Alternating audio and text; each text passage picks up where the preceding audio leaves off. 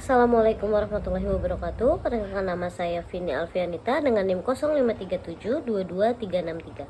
Saya dari UPBJ Jakarta. Tugas 3, penyuluhan pertanian. Soal yang pertama, mengapa tujuan komunikasi yang jelas merupakan hal yang penting?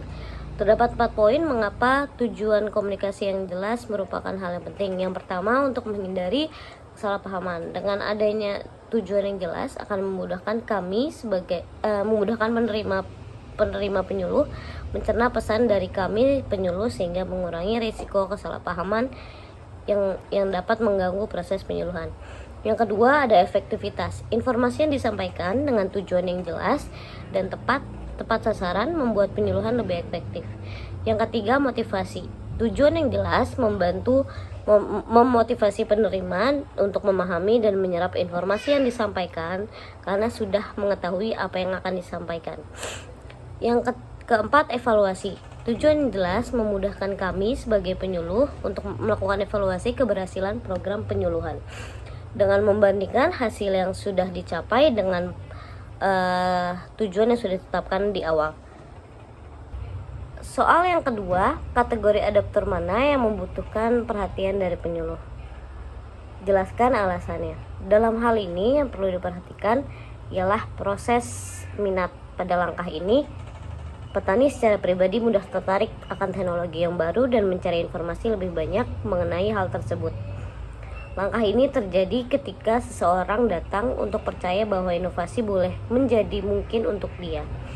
Seorang petani dapat melihat pertumbuhan varietas baru atau dapat melihat yang sedang digunakan oleh petani lain tanpa untuk tertarik pada mereka.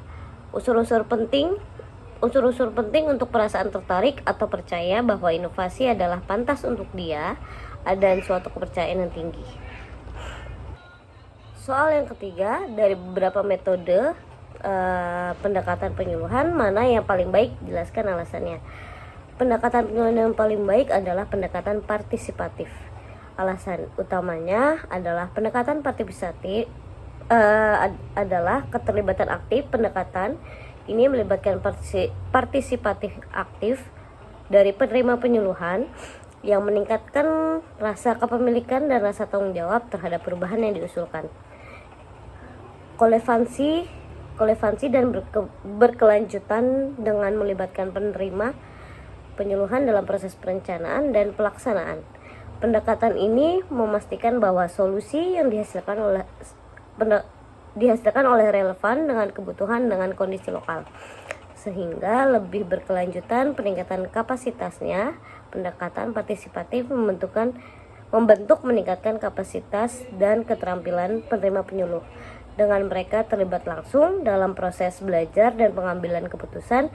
Memperdaya penerima penyuluhan untuk berkontribusi dan mempengaruhi hasil akhir, meningkatkan kepercayaan diri dan memastikan kemampuan mereka untuk melakukan perubahan positif di masa depan.